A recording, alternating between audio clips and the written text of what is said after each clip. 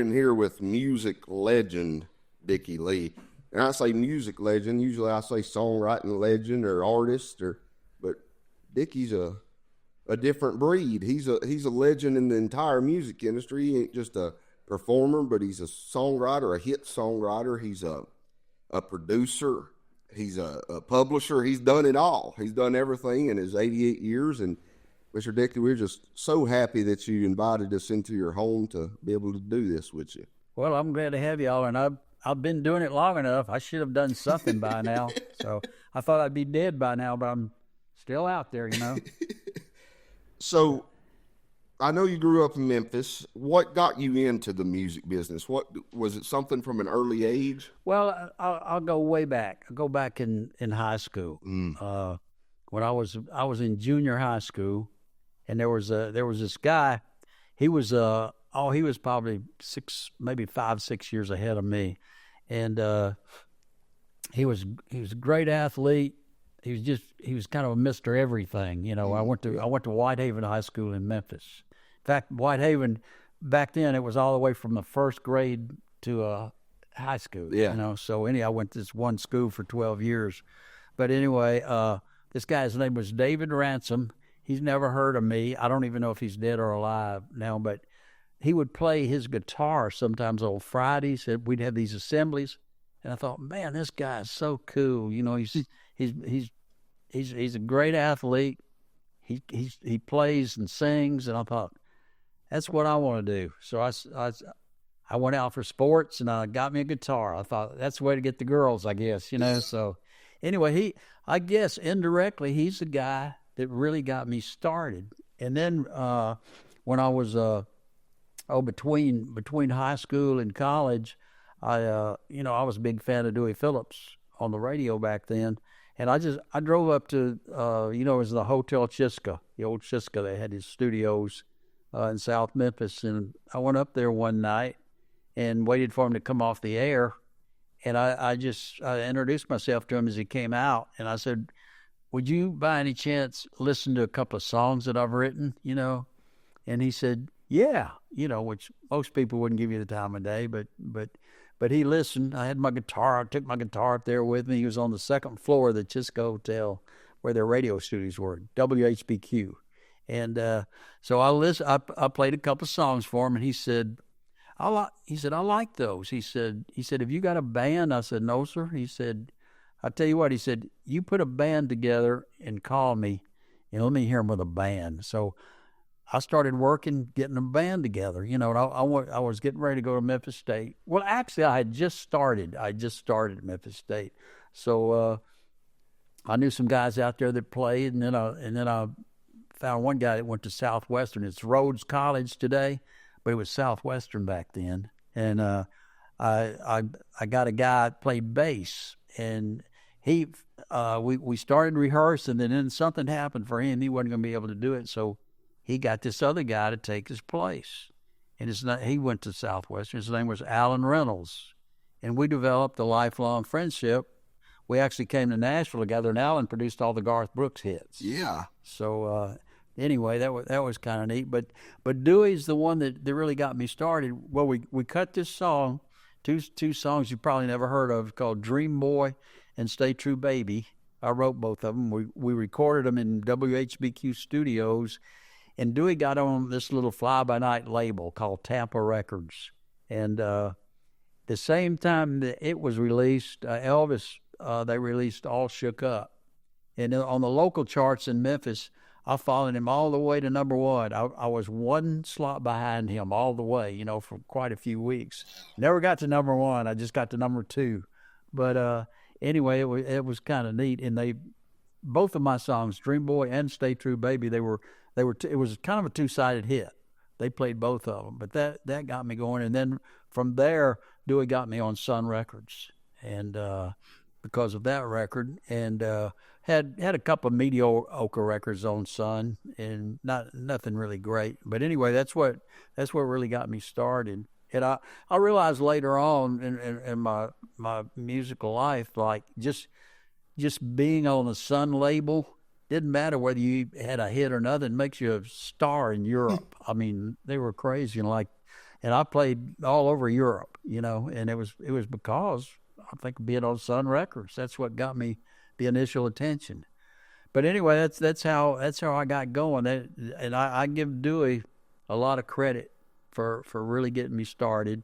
And then when we got on Sun, Jack Clement was the engineer there, and we got to be great friends. And Alan Reynolds and Jack and me, we just hit it off, and from then on we were together up until Jack's passing a few years ago. Yeah. So that's how I got started.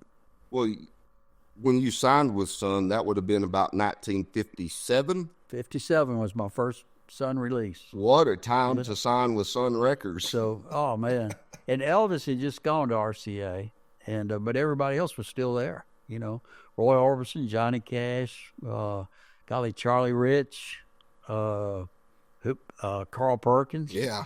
So it's quite a group to be around. It was a magic time. It was fun for me.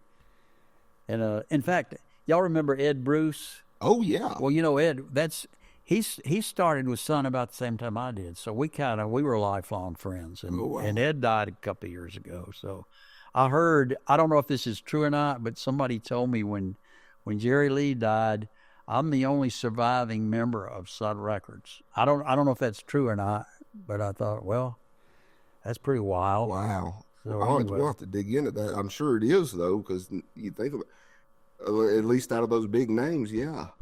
Well, one of the last guys I know that died was Carl Mann, and he died back 2 or 3 years ago.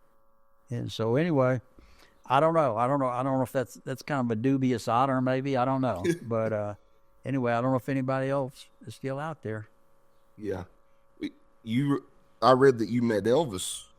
Was it before you signed to Sun, or was it after? No, it was after. In fact, when we did it was actually before. It was before, because I had my first record, and we did it. Wink Martindale and Dewey Phillips put a show on with me and my band, and another group called the Escorts. Jerry and Jan Crutchfield were in that group, if y'all remember them.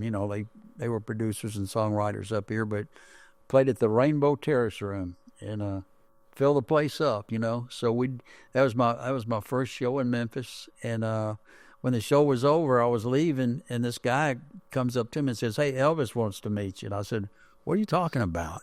He says he's outside. He said he's parked outside, on the sidewalk. So I thought, "Oh, you kidding me?" He said, "No, he is." So he said, "Come on." So I went out there, and he was, he was Cadillac convertible with the top up, and he just started talking. He said, "Hey, I just wanted you to know I love your record," And I said, "Well, I love some of your records too."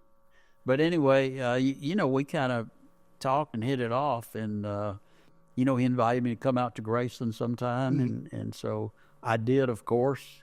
I would take girls, they would want to go out there with me, but they wouldn't want to leave with me. They would want to stay, But anyway, we were never great friends, but we were casual friends, and he was always really nice to me.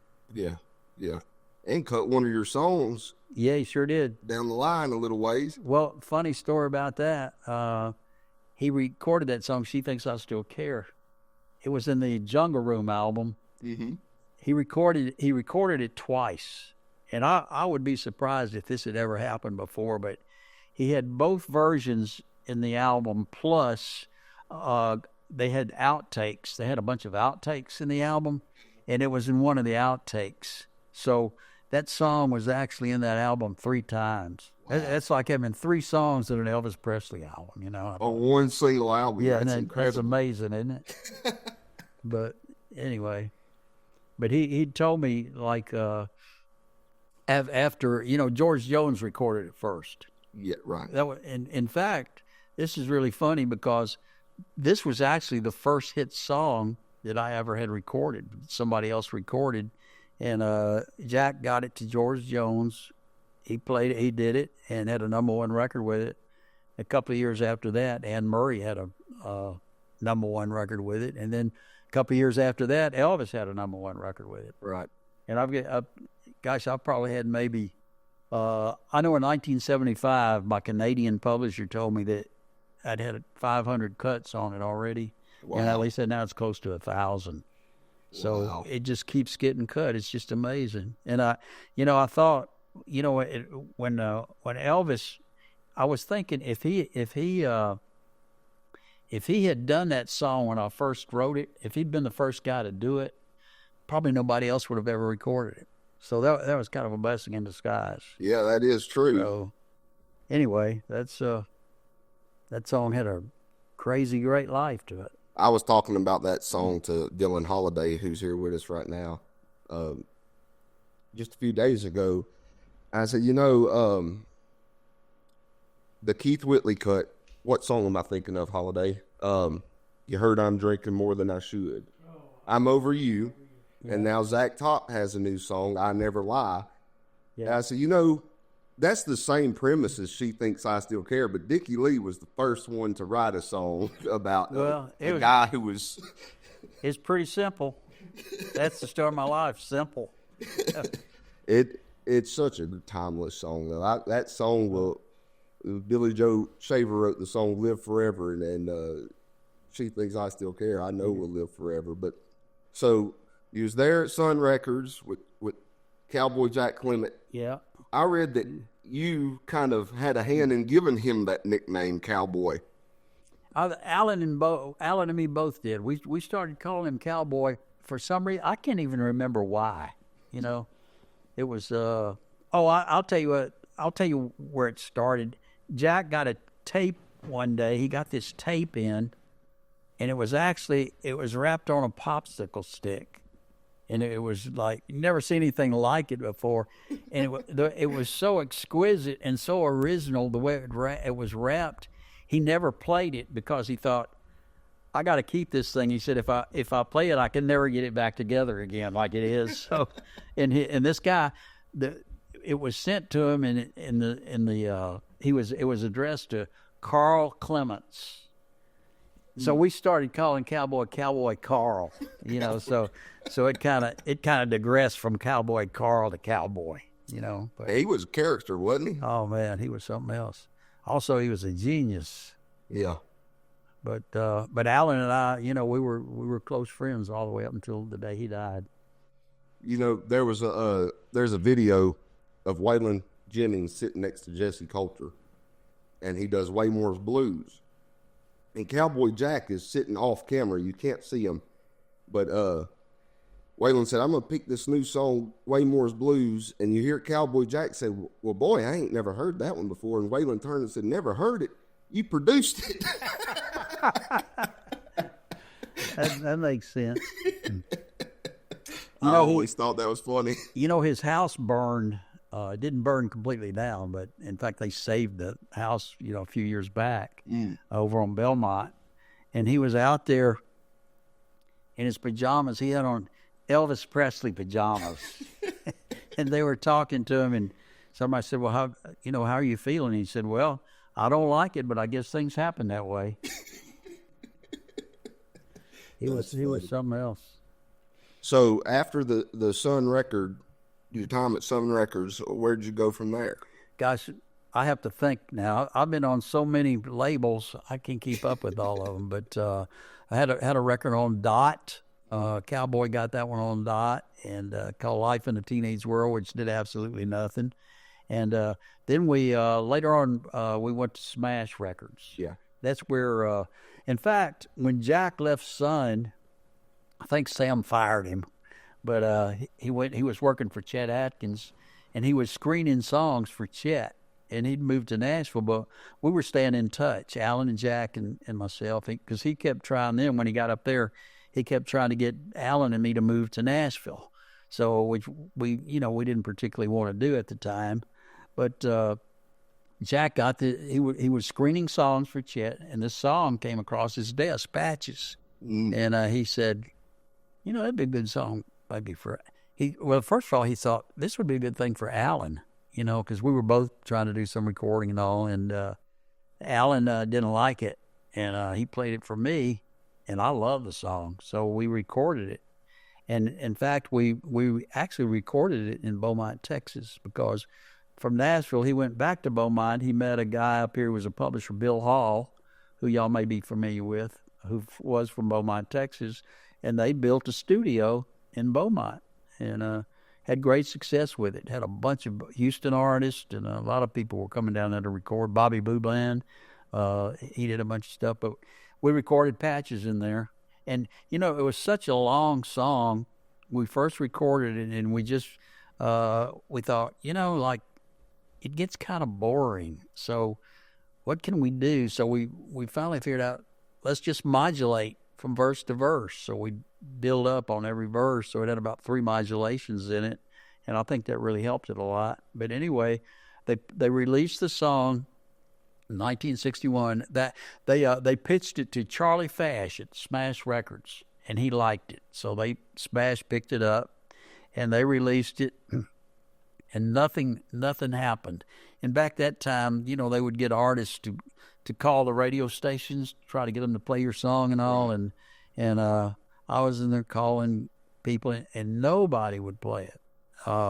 They said, you know, it's a suicide song, you know, and I thought, well, you know, like they were. I mean, it was really put down. And my all I could say was, well, I love it, and I loved Romeo and Juliet. It seemed to do okay, you know. So anyway, that was a double suicide. But Bill Hall, he was living in Beaumont at the time, and there was this little radio station in Beaumont, Texas. He kept begging them to play this record. Now, the record had been out about a month. Right. It had been released a month and nothing, you know, nothing. So Jack kept bugging this friend of his. He said, just give it a shot. The guy finally said, okay, I'll play it. Well, as soon as he started playing it, it just went viral, you know, and then Houston was 90 miles away. They heard about it. They jumped on it. KNUZ in Houston, they jumped on it. Everywhere they played it, it would go all the way to number 1, you know, and it was kind of it was funny. It went from station to station till everybody went up on it. I remember there was a guy in, I won't mention his name. He may not even be alive now, but he was a disc jockey in Detroit, big disc jockey. And I remember calling him, and boy, he really put me down. He said, I'd never play a song like that, you know. And so anyway, well, about 2 months later, he was calling me, wanted me to come up and do a free sock hop for him, you know, after the record had just taken off there. So he started playing it after other stations up there were playing it. So, and I did it. I wish I hadn't, but I did his hop. But anyway, it just progressed, you know, across the country. It never hit at one time. I think if it had all hit at one time, it got to number 3, Billboard, I think it was, but I think if everybody had played it at the same time, it'd gone to number 1 easily. But anyway, but that still probably actually got more sales off of it the way it went, because it just kind of went from one city to another, you know. But anyway, it worked out okay. I guess that's one thing I'm learning about the music industry is to take rejection with a grain of salt. You know, I recently sat down with T.G. Shepherd, and he had a similar story of he got a letter in the mail, and it was a rejection letter on Devil in the Bottle. And in his other hand, from the same mailbox, was the Billboard chart, and Devil in the Bottle was number 1.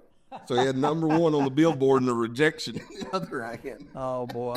Well, I'll tell you what, this is a business of rejection. You know, it's somebody, one time they compared it to real estate. They said, you know, if you get started in real estate, he said, if you have 3 hits out of 100, he said, you're doing pretty good. And he said, that's kind of like the music business. So I guess you're right. So anyway, you get to, you know, you used to have when you first started off, because boy, I pitched a lot of songs to a lot of people back when we first started, and most of them were turned down, and it'd break my heart, you know, at first. And then it got to the point where, well, you know, they're probably not going to like it. You know, you got to the point where it didn't even bother you anymore. You know, you just say, well, who am I going to pitch? Who will I pitch this song to after so-and-so turns it down? Who are a good person to pitch it to?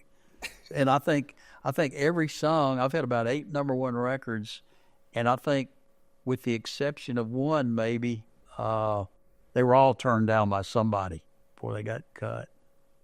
And it's like I say, rejection. Get ready for it. Get used to it. Yeah. Well, you mentioned you was down in Beaumont. Yeah. That's where you met another very talented songwriter, and Bob McDill. Oh, man. I think he's one of the most talented songwriters that ever lived, and Alan and I met him. Alan was married. He bought a house down there. I actually had a room in a hotel down there for about a year or so. And there was a little tap room in the hotel, and people would come in there. And McDill, he had a little folk group, and they would come in there and play every once in a while. And Alan and I heard him. We just loved him, and got to be friends with him. And said, man, you're writing some really neat things. It was all real folky then, but it was still really good.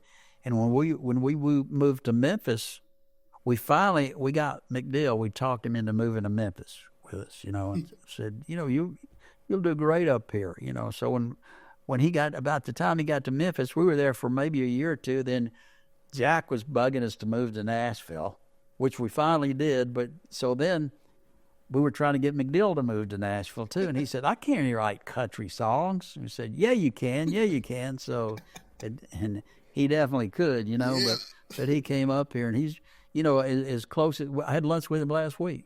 But as close as we are, man, he's. I get so close to him, or I think I'm so close to him. Sometimes I can't get the feel of how great he really is, But boy, he's something else.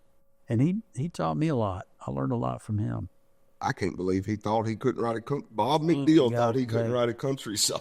He's one of the few guys, as far as a songwriter, he's had this great talent, plus he worked his butt off, And you'll have a lot of talented guys that are kind of lazy. But boy, that's why I think that's one reason he had so many hits. So, and we both wrote. We wrote for the same companies most of the time, but I only wrote with one publishing company, but it kept changing names because somebody would buy it. Start off at Jack, and then Jack and Bill, and then Polygram, and then Welt, and then Universal. But it just kept buying it. I never went anywhere. The names just kept changing for me. So anyway. Would it have been the early 60s that you moved to Nashville then? No, it was actually 71. Oh, okay. Moved up there in 71. And Alan and I moved up there together, and we swore we weren't going to move up there because we were trying to get some things going in Memphis. And there were a lot of things happening in Memphis, but Jack got it. He said, well, come up here and see me. We went up there one weekend, just visited him, knowing we weren't going to come up there. We went back home telling our wives, get ready, we're moving to Nashville, So he's moved us all over the country, So he must have been Moses in another life. He had us going everywhere. But well, we bounce back and forth a little bit. I don't want to get too far out of the 60s right now, but it was definitely in the early 60s when you did write She Thinks I Still Care. And what's the story about, how you came to write that song? Well, that was a lot of times if I do this song on a show, I'll tell a story about it. I'll say, this is the only song I ever wrote about a girl that I was really in love with. And when I was in Memphis State, I just fell in love with this girl, and I say, well, she messed me all up. So anyway, so did the second one. And we can go on and on, but anyway, I said things worked out really well because, George Jones had a #1 record with it. Anne Murray had a #1 record with it. A few years later, Elvis had a #1 record with it. And I said, finally made enough money to have a contract put out on the girl, and I had her killed. So, not really, but it was, that's the greatest heartbreak I ever had. I'll take a heartbreak to get a song like that anytime, Yeah. But, been trying to write a follow-up for 50 years. So tell us a little bit about your career as an artist. You had Patches and you had Laurie, which was such a great song. Strange Things Happen. And after Patches, Alan and I were writing. We were writing a song trying to write a follow-up to She Thinks I Still Care for George Jones, and we were working on a song called I Saw Her Yesterday. And then they said, well, we got everybody was saying, we got to get you ready for something, because like you're going to have a follow up to Patches.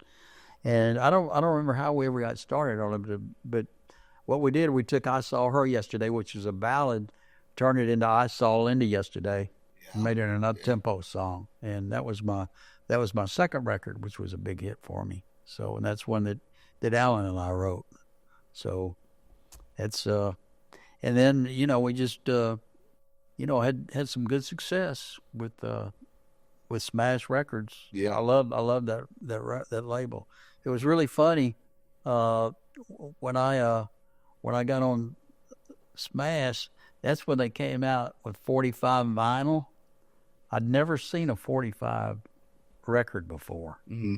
And when we got our first records in, I looked at this and I said, "What is this?" I was really disappointed because it wasn't a 78, but I got used to it. But anyway, it was like I was right there at the birth of 45s, So wow. Anyway, we got going. We had quite a few hits on Smash. We had one called After I Saw Linda Yesterday. A song called this was a song that no, I'm getting ahead of myself because I had a song called Don't Want to Think About Paula. I was on Smash for about 3 or 4 years. We had about 3 big hits on there, and then I went to 20th Century Fox. We had a smash called Laurie, Strange Things Happen in This World. That was about 1966, 65, right in there.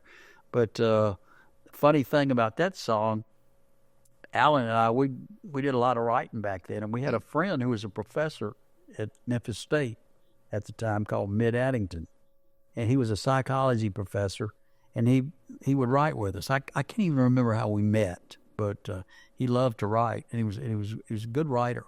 And so I remember one night we were getting together. We'd always write out. Alan had a little house behind his house, a little office that we would usually write in. And y'all remember Stephen King, the novelist? Oh, absolutely. Well, I was a Stephen King freak. I read almost everything he ever wrote. And one night we were trying to come up with an idea, and I said, you know what? I said, wonder what it would be like to have a ghost story on record. And, we talked a little bit about it and then just kind of forgot about it and went on to something else. And about a month later, we're getting together with Alan and Mitt and myself, and Mitt's got this song he sings for us.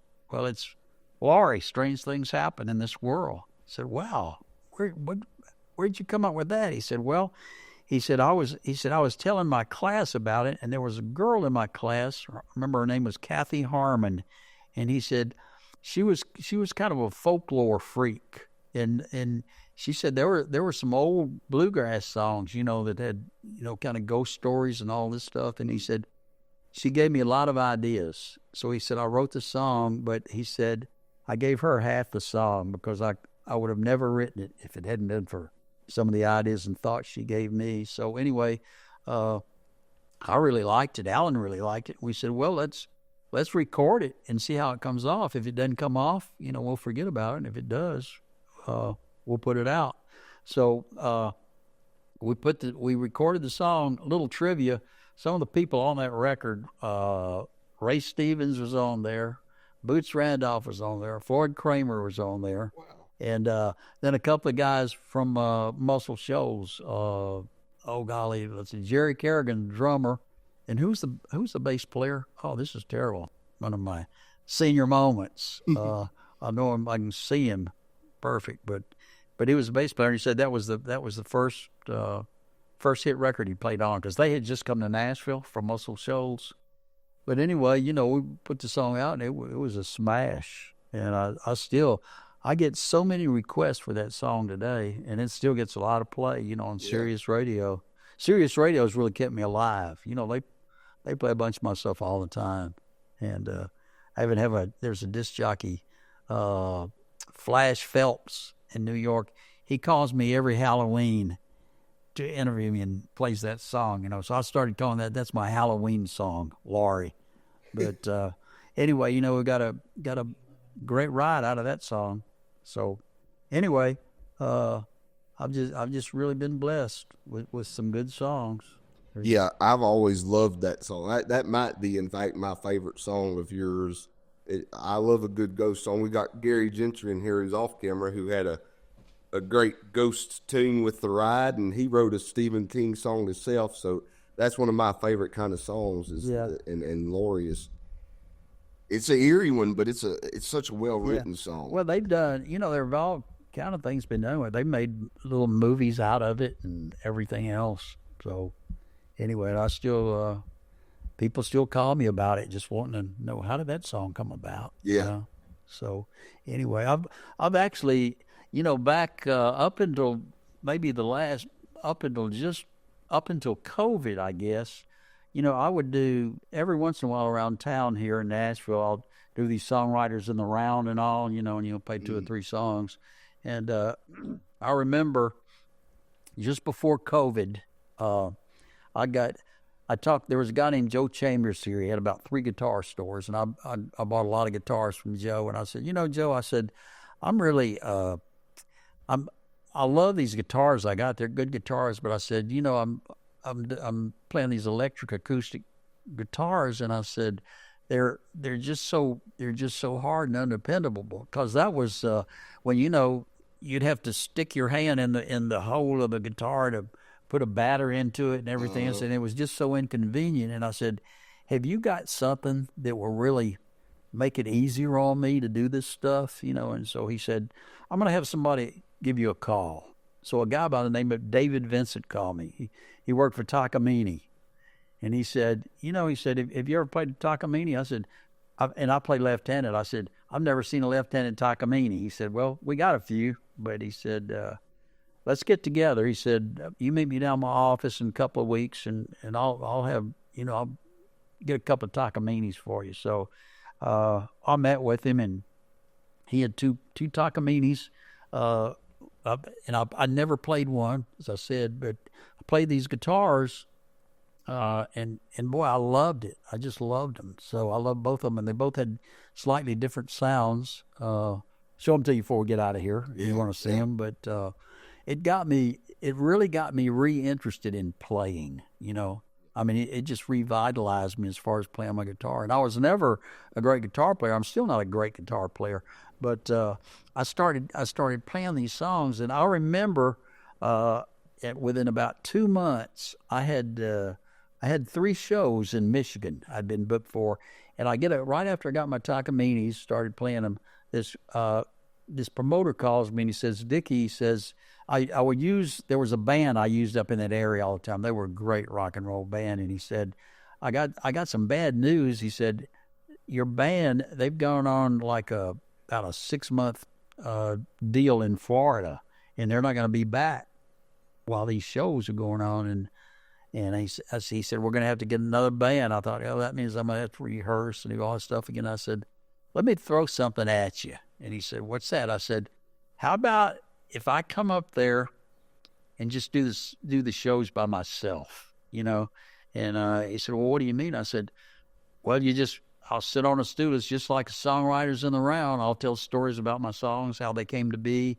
And I found out doing these things in Nashville, people love to hear stories about your songs and all. Oh, absolutely. So I said, look, it's gonna save you a lot of money. You don't have to get hotel rooms for the band. You don't have to pay the band. You don't have to bring in a big sound crew to set up for the band. All you do, pay me what you pay me, and that's all you got to do.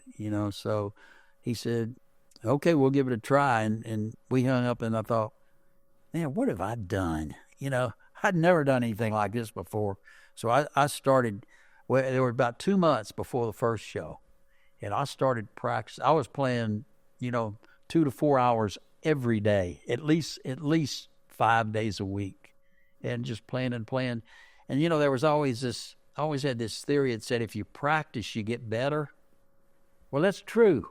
I found that out. That's really true. If you practice, you get better. So I'm so much better now than I was back then. Not that I'm still not a great guitar player, but I got to the point where I really enjoyed playing my songs. And so that was the first time I did it. I was really nervous on the first show, and it just went off great.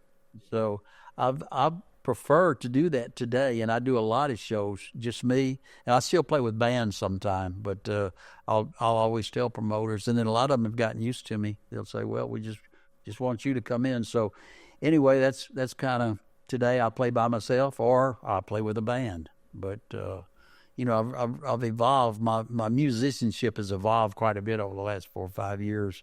And like I say, if you practice, you really do get better. So for anybody listening to this, you know, if you think you're not too good, practice. Yeah. It works. 2 great guitar stories I've heard about you that while we're on the subject of guitars. One of them was when you first got in the music business. Your dad was a little bit he was a little bit pessimistic about it.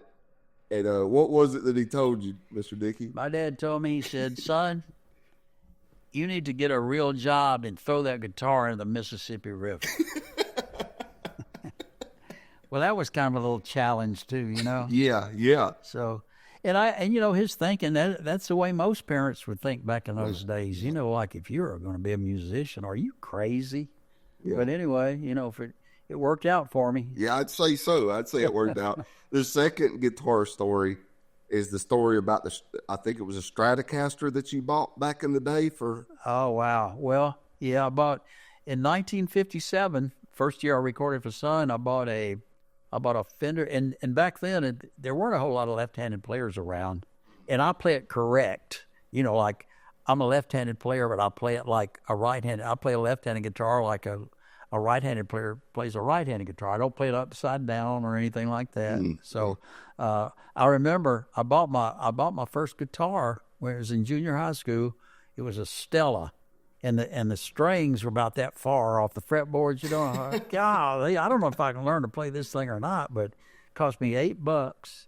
And but I went on, like, in '57. I bought a Martin D28, and I bought this Strat, and Stratocaster was beautiful. It was white ash, and so kept it for a few years, and that was '57. Well, golly, a few years. I kept it for a long time. Like in '70, when I moved to Nashville, well, Jack, you know, we were with his publishing company, Alan and me.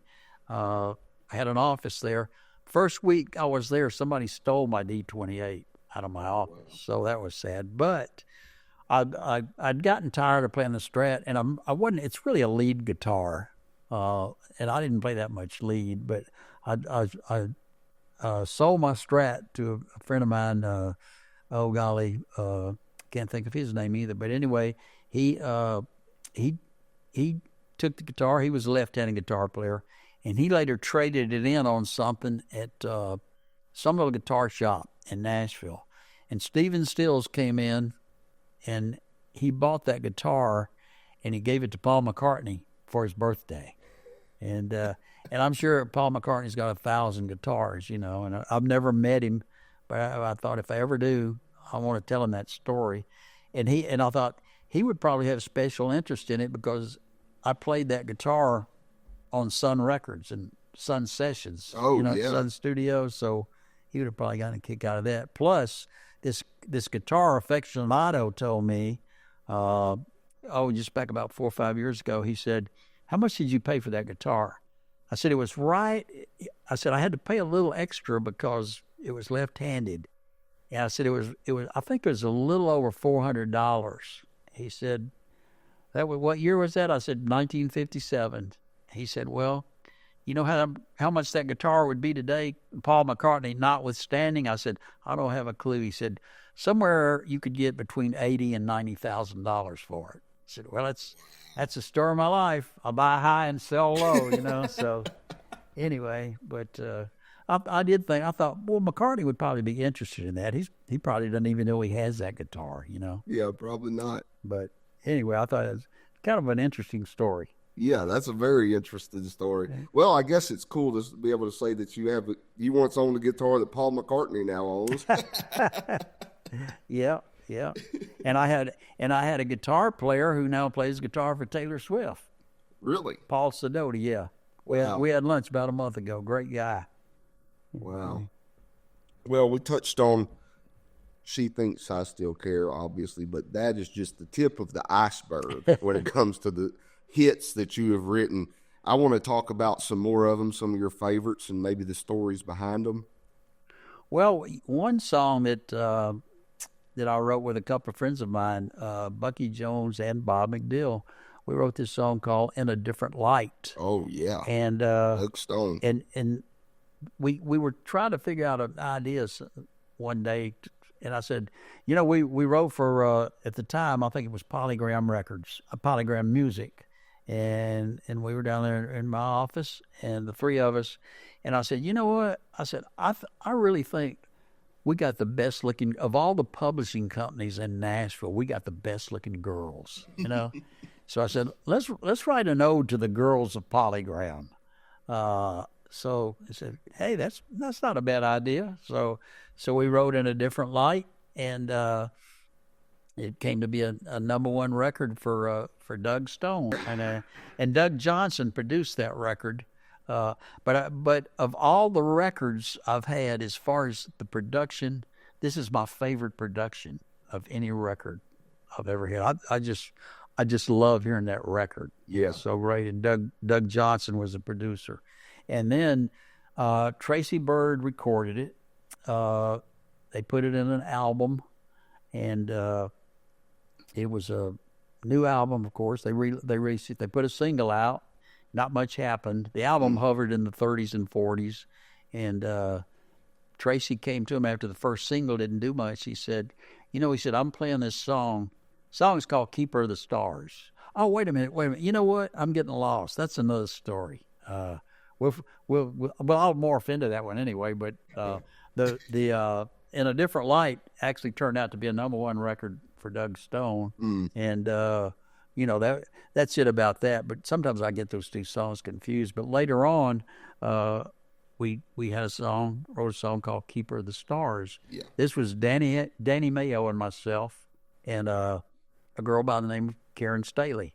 Well, Danny came over to my house one night, and he said, I got this title I love, but I don't know what to do with it. And I said, what is it? He said, Keeper of the Stars. And I thought, man, I love that. And when he said it, I said, it was no accident, me finding you. I don't know where that came from. I guess it came from God. Yeah. But anyway, we started writing it, and we got hung up on the chorus. And Danny called Karen one day and said, see if you can help us do this chorus. She came over and did a great job helping us finish the song. So anyway, that's we got it to Tracy Byrd. Tony Brown over at MCA recorded on Tracy Byrd, and then they put it in the album. Like I say, I'm trying to separate my stories now. They released a single. Not much happened with it, and Tracy said, I've been singing this Keeper of the Stars on the road, and people are loving it. Yeah. And they said, nah, we're going to do this one. So they put another record out. Same thing, it was kind of mediocre. Not much happened to it. So I said, well, we're going to put another one out. He said, well, I want to tell y'all again, I'm singing this song on the road and people are loving it. Keeper of the Stars. And they said, nah, we know what we're doing. So they put a third single out. Not much happened with it. So anyway, they finally got to the point they said, okay, we're going to release one more song out of this album and then we're going to do a new album. And he said, okay, I've asked you guys 3 times to release this song, and every time you've turned me down. He said, how about just one time, just do what I'm asking you to do. They said, okay, this is going to be the last single of the album anyway. Okay, we'll do it. So they put the song out, Keeper of the Stars, and the album from 30s and 40s, it went double platinum. Yeah. And it was just a smash, So that was... shows you how much a lot of these record heads know. Yeah, and it's such a classic song. Oh golly! But anyway, and it became in People magazine. They said for 1 year, I can't remember what year it was, but it was the record song. It was the marriage song of the year, wedding song of the year. Oh, I could imagine. It probably still is. Oh, and I've had so many people say, "Hey man, we played that song at our wedding," and I always say, well, I'm a little afraid to ask you, but how are things going, you know? And most of the time they'd say, great. But anyway, I thought that was a pretty interesting story. Yeah, The way, yeah. and it's amazing how many, how songs, golly, some songs probably that have been monsters never make it just because some people say, nah, we're not going to put that out. Yeah. But it's a crazy business. Yeah. Yeah. Well, I believe it was in 95 you got inducted into the Songwriters Hall of Fame, so Yeah. well deserved, obviously. I can't think of anybody who deserved it more than you. Well, I'll tell you what, I'm being honest with you. I never had a clue of being in the Hall of Fame. And, even when I got nominated, I thought, wow, man, me? And I'm serious. I just never thought that way. And I thought, well, I know I'm not going to get in it, And I said, but as a nominee, they say, have a speech ready. And I thought, okay, so I came up with this little speech. And I remember Cowboy inducted me into the Hall of Fame that night, but man, I couldn't believe it. And I remember one thing I said, I don't deserve it, but I'll take it. Oh, I think you're being a little too humble there. Well, I don't know. I mean, and I'll tell you what, I've had some great co-writers too. Yeah. That Bob McDill and Bucky Jones, Kerry Chater. That's another song that Reba recorded. I've been, let's see, You're the First Time I Thought About Leaving. Are you up? Can I talk about that one? Oh, absolutely. Talk as much as you want. Well, Kerry and I, we were just trying to write, and one day we wrote this song. We wrote it in about 2 or 3 hours in my office, and Jerry Kennedy, who produced Reba at the time, he'd called over and said, we're looking for songs for Reba, and we finished this song, and we weren't thinking Reba when we wrote it. But I had another song called Somewhere Over You that I loved. It's never been recorded. I think it should be. It's one of my favorite songs. But anyway, I sent that over to him. And I said, well, we just got through with this song. It's a pretty good song. Let's send that over too. And so sent it over to Jerry's office. About 3 days later, Jerry called and said, hey, man, I love this song, and Reba does too. We're going to do it. And I said, Somewhere Over You? And he said, no, You're the First Time I've Thought About Leaving. I said, oh, well, okay. But anyway, she recorded it. That was about her second #1 record, I think, because she was just getting started. Yeah, big hit. And that's as far as hit songs, that's the fastest I've written a hit song. I think we wrote that in 2 or 3 hours. Wow. But that was a great story, and I still, the mailbox money keeps coming in on that one. I've just been blessed with about 5 or 6 songs that I keep getting paid for. I think, this is fun.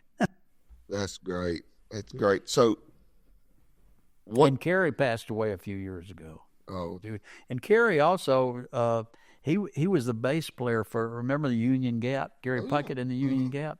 He played bass in that group. Oh, wow. So he had a pretty nice career. And he wrote a song called, he had a George Strait song. I'm trying to think of the name of it.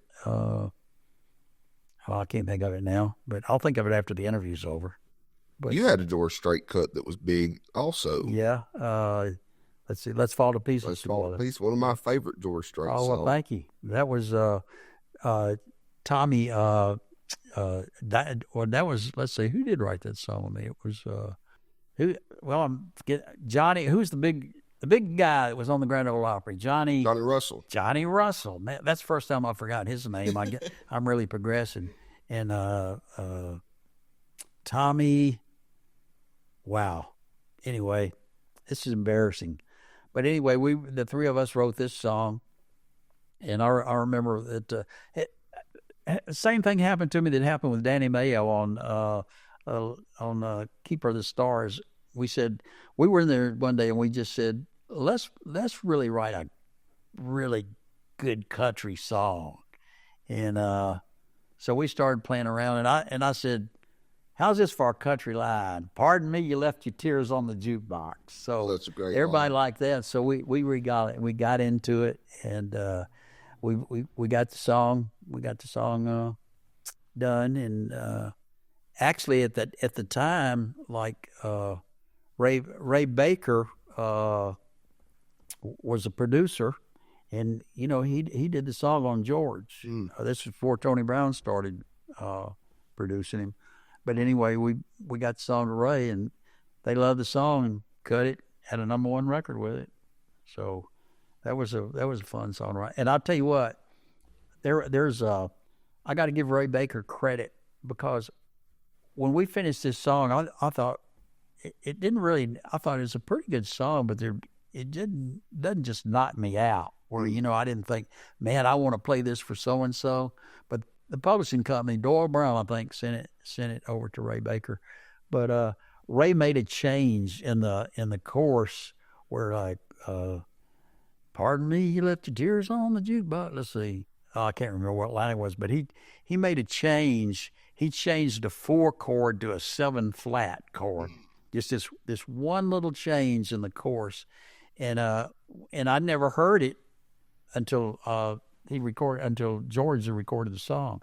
I thought, wow, man, that just knocked me out. And I always gave Ray Baker credit for making that a hit song, because maybe it would have been a hit, I don't know, but boy, I'll tell you what, when they put that 7 flat in place of that 4 chord in the chorus, it just knocked me out. So I think that's got to have something to do with it. Yeah. Tommy Rocco. Tommy Rocco. Yeah, there's the other writer. Sorry, Tommy.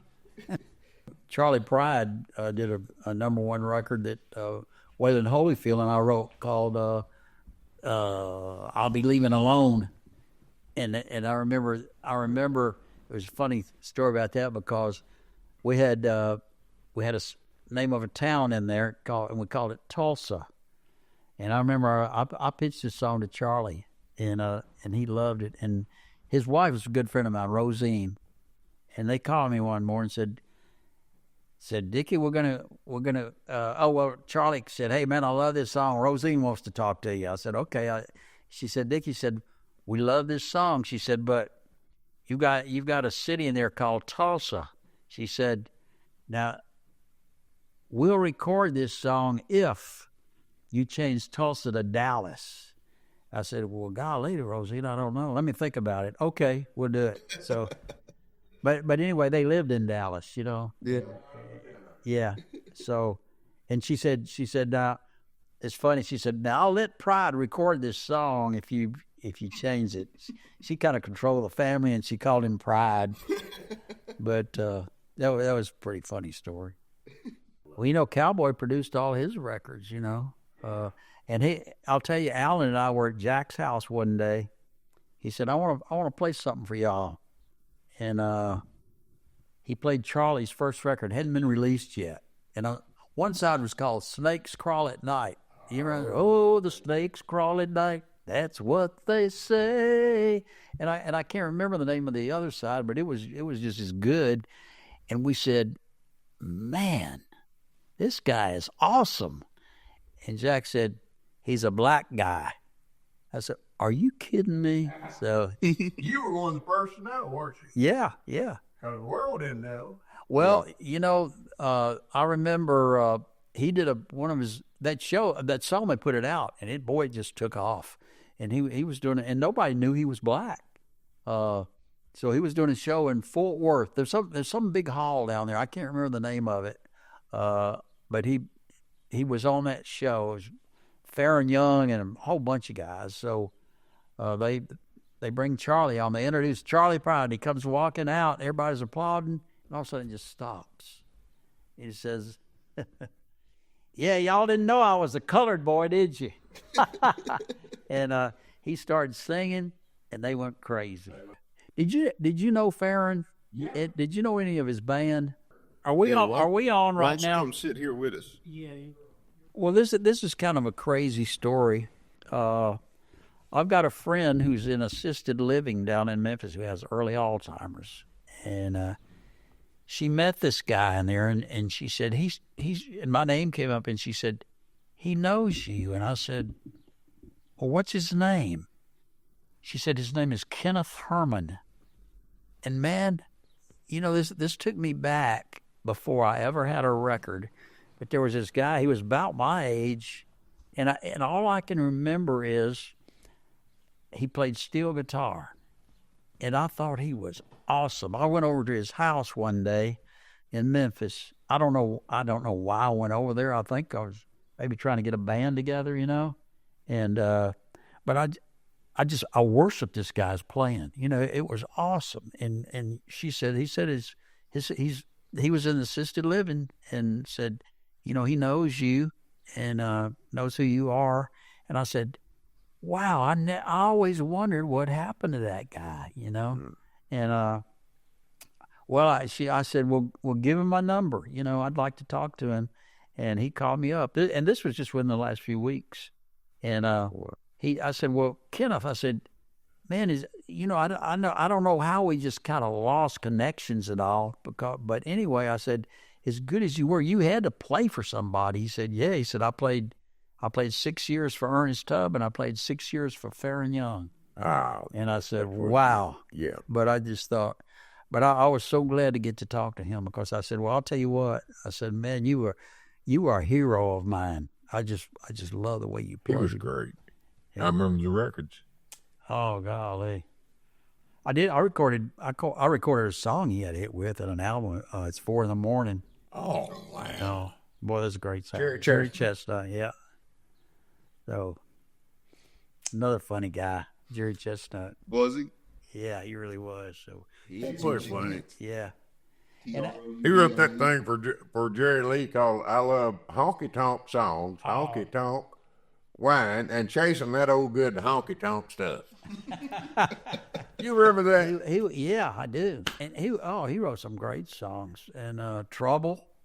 TRU. And you know what? We got to be really good friends. We'd go out, and he used to really tick me off, because he never. I would say something to him, and he would just kind of interrupt me and start talking. I'd say, he never listens to me, you know, and it drives me crazy. And one day his wife said, Dickey, would you do me a favor?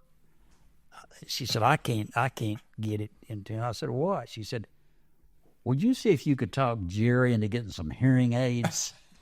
And I thought, well, that's it. He never even heard me, you know. I have that same problem. Yeah. Do you? You don't have a problem. I got hearing aids. Yeah. Music blew my hearing out a long time ago.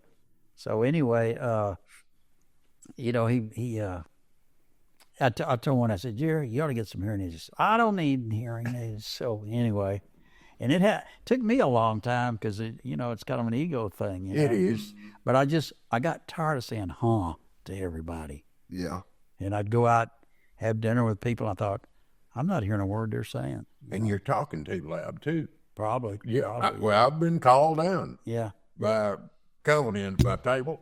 So I'm telling all my old man secrets here now. Like I say, I should have been dead a long time ago, but I'm still out there doing this stuff. God bless you. You're doing great. Well, I tell you, Dickey, for 88 years old, you look good, and you're sharp as can be. He is. Well, I don't know. You're an I've had inspiration. a little memory problem today, but Hey, I'm 31, and I have those same memory problems, so that ain't nothing. well, you know, I think about it, and I think I've always had memory problems. Always forgotten names and everything else. Like, it didn't just start overnight. When I really think about it, you know. And when you're writing songs, you have to write that idea down, or you lose it, don't you? Well, boy, I've learned that lesson probably at the expense of losing a few songs, because I remember so many times, like we'd be writing, like I'd be writing at the office, or writing with Bob McDill or a bunch of people, and we'd have some neat little idea going, and say, let's go to lunch, and they'd say, well, we ought to put this down before we leave. Nah, you can't forget that. You know, we won't forget that. Bull. Mm-hmm. No. And you just Forget it. It's rare when you get it back, you know. So I did learn to start putting things down if I was going to leave it for a while, because boy, it's gone. Yep. So, Well, I've gotten Gary's take on this a couple times. What advice would you have for up and coming folks, not just songwriters, because you've been all across the music industry? What advice do you have to these young folks that are listening? man, I'll tell you what. Like, I think I'm an average talent that really worked hard. Like I say, difference between that and greatness. I've had good success, but like you take a McDill, a very much more than average talent who worked his tail off. So I would say if you love it, I had a dream. I could picture myself being a successful artist and songwriter. I could picture myself before I even wrote a song, because I dreamed it so big. Like, back when my dad was kind of discouraging me, Right. And I just think there's something magic about that, whether it's psychological, supernatural, I don't know, but I think you got to believe in yourself. And man, it just happened. It just happened for me. But I just really just believing and just loving it. I think there are a lot of people that want to be songwriters, but I've talked to some of them and I'm thinking they don't love it like I did. And, usually it doesn't happen for them. But man, it's just something in you. And, but if you're blessed enough to have that feeling where you just love to write, like, don't give up, because like, as we were talking before, this is a business of rejection, Yeah. and boy, it hurt at first. I finally got used to it. It didn't bother me anymore. But boy, if you got a dream, stick to it. And even then, it might not happen for you, because it's a numbers game. It's luck of the draw a lot of times. But even if you don't have great success, even if you don't have any success, if you love it, never stop, because it'll always gratify your heart just doing it. It'll make you happy, whether you have a chance to make a lot of other people happy or not. So just hang in. If you love it, hang in there. That reminded me, what you were saying a while ago reminded me a lot of something I read about Elvis when he was driving a truck. He said he'd be driving that truck, but the whole time he was imagining himself in front of a crowd of people, and eventually that happened for him. Yeah, it sure did. And Yeah. Gary here gave me a book, The Power of Positive Thinking, Yeah. and I think that's really does have a lot to do with it. Oh, no doubt about it. There's That's out of the Bible, those positive affirmations. Yeah, you're not kidding. Yeah. You're not kidding. Norman Vincent. That's Donald Trump's second favorite book. Yeah. Boy, I'll tell you. So Yeah. I've been doing it a long time. Well, that's great advice, and I'm glad that we got that from you. I'm sure I know there's a lot of folks who listen to these and that are aspiring artists and songwriters and stuff. And I don't want to be discouraging, because we're in a different culture, but I really believe I was in it at the best of times, the greatest of times, because boy, it was fun to me. It was magic, and it was like if you had a song back then, you could always get somebody to listen to it. It's almost impossible today to even get your songs heard. Yeah. And even then, even back then, like you would play songs for, all these artists would, all these publishing companies, they would have people that listen to your songs. And Cowboy always said, it's too bad you can't play the song for the artist, that you have to go through somebody. He said, because more than half the time they miss it. And he said they've cost a lot of artists a lot of hits. Yeah. And so. Yeah, the industry's changed quite a bit over the years. Boy, yeah, it really has. I saw a cartoon the other day. Had these because they even the charts aren't based on sales anymore, because they won't sell records anymore like they did. They stream them, and like these streamers make money off of it. But it's like, saw this cartoon that had these three guys. They said, "Wow, we just got a statement. We got 50 million plays on this song. Now, how do we divide up 14 cents, the three of us? And that's closer to the truth. Yes, sadly, that is. Yeah, and these streaming services, I mean, golly, it's awful the way they pay. They're making billions, and they're paying the songwriters nothing. And I'd like to say, young people, we are very fortunate to be sitting here with the most successful songwriter in Nashville history, Dylan and I. When you see this podcast, go back and replay it and write down what he said.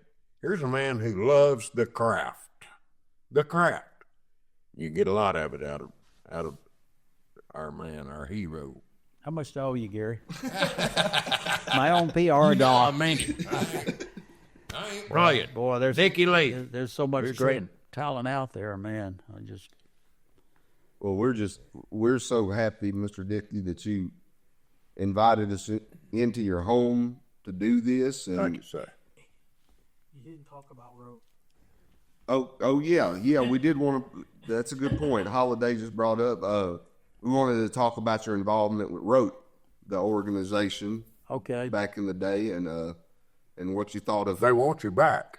Well, like I'm not in rope. It got off to a great start, and I heard a lot of money was embezzled, and that was really sad because they were wanted to build a home, for retired, opera entertainers and all that stuff, and it was like they had to kind of start all over. And I'm not sure where it is because I got pretty disgusted and really surprised, at what had happened. Yeah, Gary, give me that history of it, and it's so unfortunate how that happened and how it went down, and nothing was able to be recovered. Yeah, Person died before they could prosecute. yeah, that's right. And I was Well, do you I was think so it'll be built surprised. back? Huh? Dickey? Do you think it'll come back? Do you think? Man, I don't know. It's like, gosh, back when it was started, It was great. there were so many. Most of the people that were on the opera back when it started are dead now. Yeah. And I don't, a lot of people I don't even know on the opera anymore. They got a lot of new people, but I'll tell you what, the opera is still very successful. I go out there every once in a while, and I went out there. I was sorry to hear that Jeannie Seeley's husband, Gene, died. Just read that. Back just recently, and he was a great guy, really funny guy, and she's a great lady. I really enjoy her. We're even talking now about writing some, getting together and writing some. But every once in a while I'll go out there, and I hate to go out there just for the trip, but once I get out there, I love it. Yeah. I feel like I did the first time I went out there. It's just fun. Well, you'll come to Rote. Me and Dylan will come get you. You won't have to drive. We'll take you out there. They're dying to get you back. Yeah, well, are y'all still in rope? Yeah, we're in Rote. We there yesterday. Sunday, yeah, and they're trying to build back and doing good things. Ronnie McDowell was there, and Oh, he's a great guy. Oh, he is a good guy. I don't know him real well, but he's a great artist too. I mean, a painter. He's around the Lord. Oh, we couldn't believe how talented of oh a man, he is. yeah, he's awesome. Yeah, And when I was going to school, I minored in commercial art and I majored in commercial art and minored in physical education. Wow. And I've never used it one time, since I started recording before I got out of school. Right. That's all I've ever done. Somebody asked me one time, said, "Did you ever have a legitimate job?" I said, "Well, while I was going to school, I was a lifeguard." You could watch the girls. Yeah, that's true. Oh, well, Mr. Dickey, like I said, we're just so thankful for you inviting us in your home and doing this interview and taking us through the years. Let's go shoot the awards. Yeah, we're going to go get some videos of the awards for those of you who are watching. Thank you, sir. And, yeah, it was great. It was great walking through the years Well, I with can you. tell you what, I appreciate it. Y'all, you did your homework. That makes it a lot of fun. A lot of these interviews is like running your nails across a blackboard, Well, This was really fun. Honestly, Dickey, it wasn't a whole lot of homework to be had. We did do quite a bit of research, but I'm just been such a fan of yours all my life, and Holiday has, and Gary has, and Well, guys, I appreciate it. it was our honor to be here with you. Honored to be here. Well, I thank you so much. Thank you, and thank y'all, and follow along, listen to some of Dickey's music, and we appreciate y'all for listening, and we'll catch you on the next one. Well, we're here in Dickey Lee's garage, and it's the most incredible garage I think I've ever been in, because all the walls are just covered in awards and albums, and it's pretty incredible. You want to just tell us about a couple of them, Dickey? Well, here's my, let's see. Well, this is George Jones' first album when he did She Thinks I Still Care. The No Ordinary Man album up here. Yeah, that was the Keep of the Stars was in that one. And then you come over here and we just got a whole wall of BMI awards. Well, yeah. Let's see. One song we didn't talk about there was I've Been Around Enough to Know. That was John Snyder. Oh, yeah. He had a #1 with that, didn't he? Yeah, he did. What's the story behind that? We talk about it now. Oh, man. Well, that, when Bob McDillon and I wrote that song, and remember a guy by the name of Joel Sanye? Oh, yeah. South Well, you probably would, yeah. Oh, It's yeah. from your part of the country. Yeah. Well, he recorded it first, and man, he had a killer record on it, and did nothing, which just, I never understood that. But we pitched it around a lot because we really liked the song and thought, we'll get another cut on it. Well, 7 years went by, and John Snyder was recording for RCA as a pop artist. He'd had a few mediocre hits, and he wanted to go country. And he was an our publicist guy at Polygram and looking for stuff. Yeah. And they played. The first time I thought about leaving for him, he said, "Oh, I love that song." So he recorded it, and wow. And back then it was like if a pop artist went country DJs didn't like that because they usually their attitude was, well, if I can't make it in pop, I can make it in country, in which most of them didn't know what they were talking about because they couldn't sing country if it killed them, But he could. He was a great singer. Oh yeah. But he went from RCA to Warner Brothers, and this was his first record. Well, which was pretty smart, when they sent the promo copies out to radio stations, instead of the artist's name, there was a question mark. So the disc jockeys, they would play it. They didn't know who it was, and they loved it. They loved the thing. So they started playing it, and then they put his name on the label. They started selling them, and it was in the chart for 58 weeks. Wow. But it was amazing. Wow. And it went #1.